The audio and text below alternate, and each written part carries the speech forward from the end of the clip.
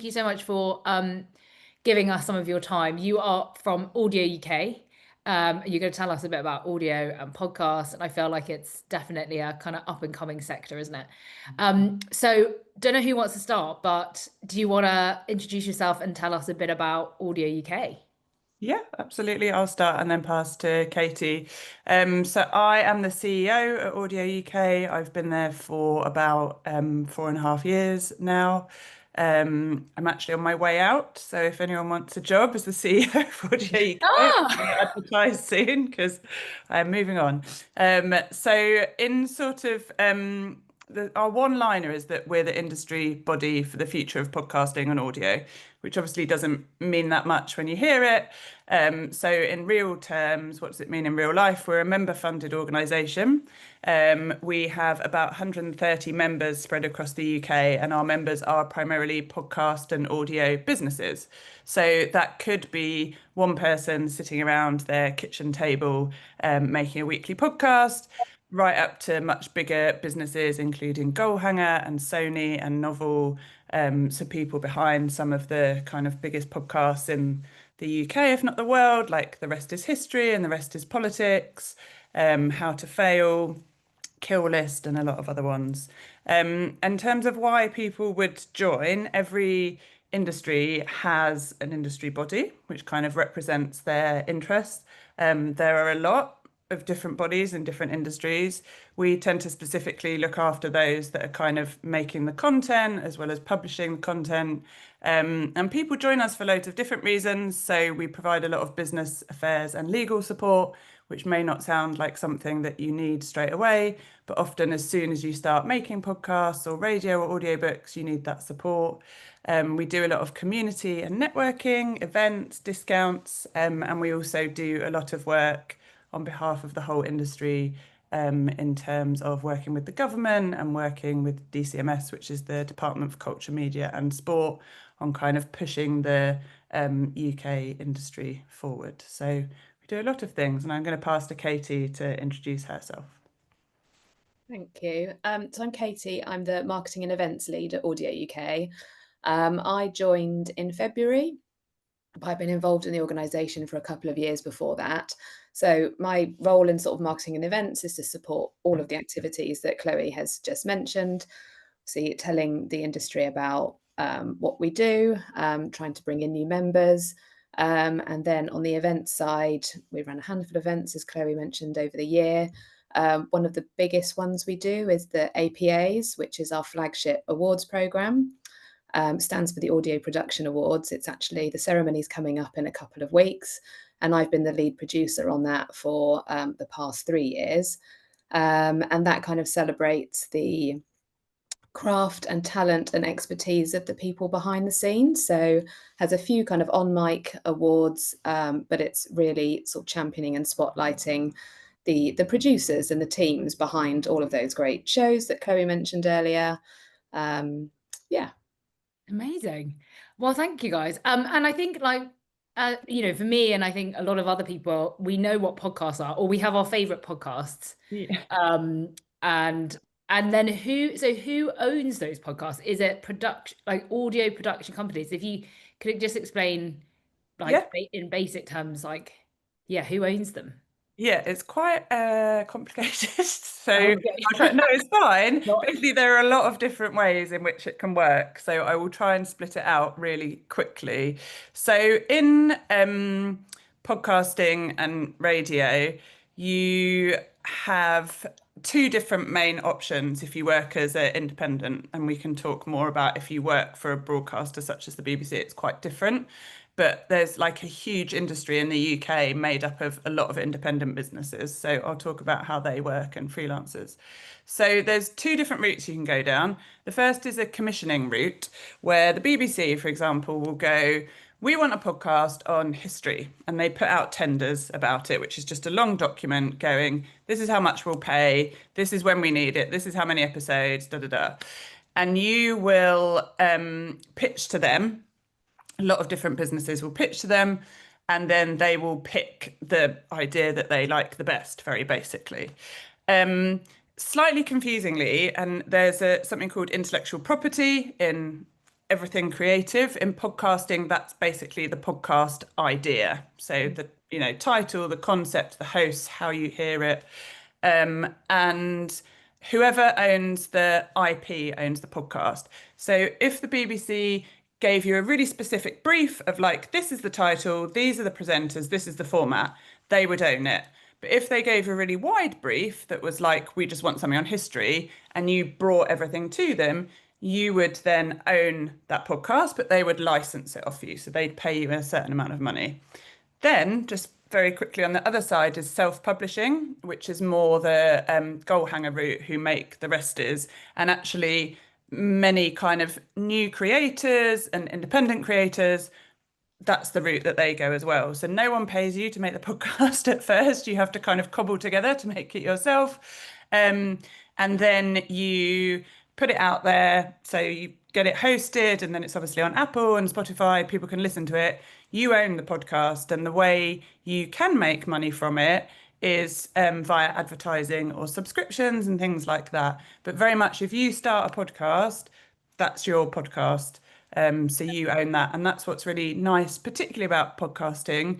I come from a world where we were always commissioned to make content, and it's quite demoralizing because, there's sort of 100 businesses competing for one idea that two people think is good.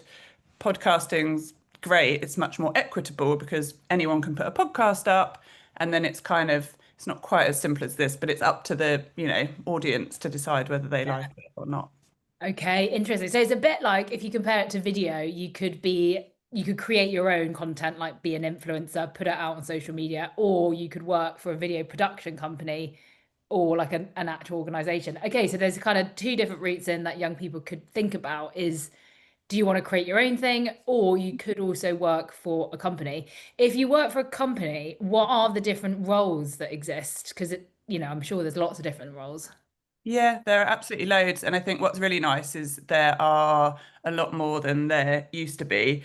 So I think podcasting, I presume most of the people here have always known podcasts. But for me, podcast didn't exist when I first got into the world. It was very much just radio. Something that's great about podcasting is there are so many different roles. So there's sort of traditional roles. If you were working for a production company or for a broadcaster, entry level is assistant producer. Then you have producer, then you have exec producer, and they're all really focused on what we call like the content of the podcast or radio show. So that's anything from booking guests to script writing to dealing with the presenters, editing. It can be really technical, mixing, sound design. There's all of those. And often what's nice about podcasting, as distinct from film or TV, is that as a producer, you do everything, which sounds a lot, but you get to develop all of these amazing skills. But then what's really exciting is you can also be a creator, which is much more aligned with kind of the influencer route, where you just sort of create your own podcast. You're kind of everything in that. And there's also a lot of other routes. So I think don't feel like you have to be a creative, because that's not for everyone. I very much started off as a producer and then realized that I love the kind of business side of things a lot more. So, you can also think about marketing is huge in podcasting. Sorry, my doorbell's just gone. I'm going to ignore it. Marketing, finance, HR. There's a huge amount of product and kind of product development, as kind of podcasting aligns much more with the tech space. Thinking about, there's a lot of partnerships leads, because so much of podcasting is about partnerships, sales. You can do anything, and there's the kind of creative or the not so creative, but they're all really great roles. Yeah. No, that's amazing. Because again, I don't think people realize that when they're listening to podcasts, that there's a whole team behind it. And so if you're interested, I'm sure lots of people here are listening and like, okay, that sounds really interesting. Where do I go? Like, what companies should I be looking at? Or how would you start if you were young and you didn't have any experience, say? I'm gonna get Katie on. Yeah, no, that's fine. Well, I guess it depends the kind of route that you want to go. As Chloe was sort of mentioning earlier, there are two different avenues you could take. The great thing about podcasting is it is a very low barrier to entry to get started. It's not like you need a license or anyone's permission to do anything. You can literally just start recording. about something you care about or that you're interested in. And because, I mean, it's sort of, I think, is it 20, 25 years old now as a kind of official medium, but it's still relatively new. And so the best way to do it is to start and kind of just learn as you go. Sort of as you start recording, you'll learn how to host, what your style is, that kind of thing. And you can either borrow a mic or you can buy them relatively cheaply, I think, or even just use your phone. And there are lots of free tools out there that you can use for editing. I think CapCut's good for video. Audacity, I think, has a free function as well for podcast editing, all on their sort of entry level service. So if you wanted to go down the creator route, my advice would be to just start and see kind of where it takes you.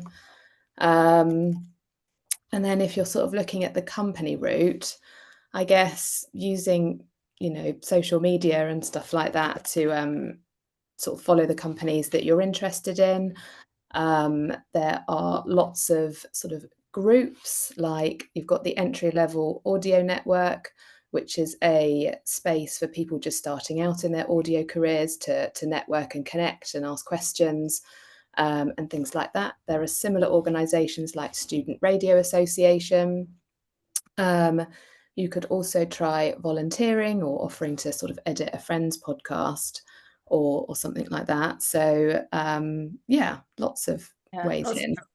And could you name some of, say, the bigger companies that people might need to know, or Yeah, I can do that. And also so on our website we have a members list, which is helpful. Oh, that's a good trick. Yeah, all of the businesses that we have as members, as I say, and they're kind of the main businesses across the UK. So the website, just Google Audio UK. Sometimes it changes it to Audi UK, so you just have to make sure you're on the right thing, got the SEO. But yeah, go to Audio UK. There's all of our businesses, and I'd recommend everyone, it's got their websites, just click through, have a look at what they do, see, our businesses that we work with do everything from Gardener's Question Time on Radio 4 to dance anthems on Radio 1 to, as I said, The Rest is History. There's kind of narrative podcasts, which are the kind of shorter series storytelling ones, always on podcasts. So just have a look, and then they'll have contact details on their websites, most of them. Also, LinkedIn is really good for podcast and audio, like follow all of your kind of favorite businesses. And also, if you have a favorite podcast, go onto their show notes and it'll often say who makes it. Obviously, not every podcast is made by like a business. Some are made by individuals as well who don't have, they are happy doing it themselves. You can get in touch with them. I think the good thing is there's so much information out there. It's just about doing research and yeah. No, I think that's really clever. So like have a look at your favorite podcasts and then see who's created it, and then maybe you can find the website of the creator and then have a look and see if they have any opportunities on there. But like Chloe said, she's already got a list of all of the major or the main companies on Audio UK website, which is really clever because it's all in one list. I would say it's very competitive. Which is not to put you off, just keep going. But I think, as Katie said, like the beauty of it is you can just get going yourself. And I think I can't stress that enough, because if you think a business, some of the businesses we work with get sort of 1,000 applicants, not a lot of them, but the big ones do. And I think that if you have almost like not a showcase, but if you're already like, here's this thing that I make already, here's the marketing that I've done, that's really good. And it can be on YouTube or kind of wherever you want it to be. So I think sort of going with something and presenting it as like, I can do this for you rather than you can do this for me, is good. And there's also a lot of kind of different academies around, like Sony run an academy which they've just finished, but again, research like different programs, because once you get in there it can be helpful. No, you're so right. I think one of the main questions is, how do I stand out in applications? Like, it is so competitive, But like you said, there's so much people can be doing themselves, and that is experience. Like, you don't have to always be working for a company to get experience. I think if you have shown that you can create something yourself and that it's working, that is, you're basically creating your own internship in your bedroom. Yeah. If anyone does have any questions, please do put it in the chat, because I'm sure Katie and Chloe will be happy to answer any questions. But what is your one piece of advice that you give someone who wants to turn their passion into a career? Podcast passion. Do you want to go first, Katie? Yours is better than mine, I think. Yeah, I've got two actually now, so I'll do this really quickly. So the first one is to just keep a record of, if you do start making something, just keep a record of what you're doing to start building a portfolio.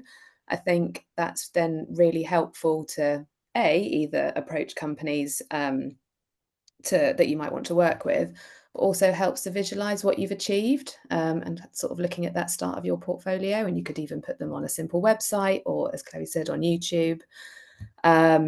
So that would be one thing I would suggest. And also, just Audio UK has a free training resource called Audio Train, which has got loads of masterclasses on it, covering all sorts of topics, from how to start a podcast business to editing for beginners.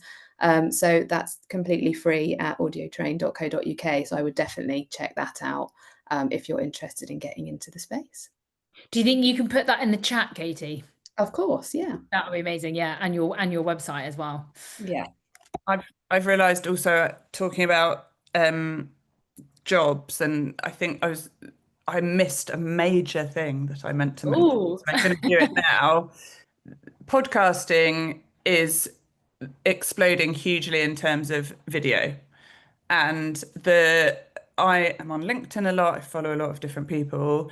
There's a video editor job a day that pops up at the moment, and people can't keep up with it because there are so many. So there's like a huge push for a number of reasons from podcasts, and I'm sure most people watching this watch podcasts. I come from like an old school world where podcasts were traditionally just something you listened to, but now you can, watch them, listen to them, drink your tea out of a mug about them, play a board game, go to a live. So podcasts now are like everything. It's no one way of consuming them. But a huge opportunity there is video editor and kind of filming. And again, it's really exciting because you don't necessarily have to have loads of cameras. Like, the beauty of podcasting is it's about the intimacy, it's about the access to whoever's presenting it. That could be you, that could be a mate. And actually, you can start by just filming it on your iPhone. But particularly if you're thinking about skills, video editing, you don't have to have it. There are still jobs that are sort of audio first, but in terms of the demand, the video piece is huge at the moment. So that's something to really think about if you're interested in kind of where the industry is going and opportunity. There's a lot. Yeah, no, that's really good. My piece of advice is just to aim high and keep going, which is actually a piece that I have nicked. There's a community called Witsend, which is about CEOs who are women, and it kind of they do a lot of work there, but obviously you don't have to be a woman to take that. But I really like it because one of the main things about this industry is just keep going and keep doing that. And yeah, that's it. No, I love that. Well, we've got a question for you guys. Anonymous attendee says, what is the best way to market and get my narrative podcast out there? So yeah, marketing techniques. Do you have any advice on that? The narratives are really tricky, which is not to put you off at all. But the thing about narrative, the way that you build audience on podcasts is to release regularly. And it's sort of like, it's not a secret, it's quite annoying, but the best way to kind of get up to scale with a podcast is to release at least once a week, every single week. And if you can, do it twice a week, every single week. So one of the difficult things about narrative podcasts is that they A, can cost more to make just because they're sort of beautifully crafted, and B, you don't necessarily have that constant kind of turnover of content. So it can be really difficult to market them. The way it's sort of a really tricky question because even at the sort of very high levels, people are having that debate as well. So I think that one of the ways that we've found really effective is to have an umbrella brand. So there's a brand, I think Sony do The Binge, which is like an umbrella brand, and then they get different narrative podcasts under that umbrella. So they might have 6 weeks of one story and then 8 weeks of another story, but it means they're constantly releasing. And that's a way that they've found to do it. So it might be that you have a look at how The Binge does it, could submit your idea to Sony. Or again, can you collaborate with friends or can you form a group who kind of creates narrative podcasts and you can keep releasing it that way? And that's a way to do it. Otherwise, there's a lot of the usual routes in terms of like, are there visuals that you can create for it and clip up to use on social media? Word of mouth can be very strong as well.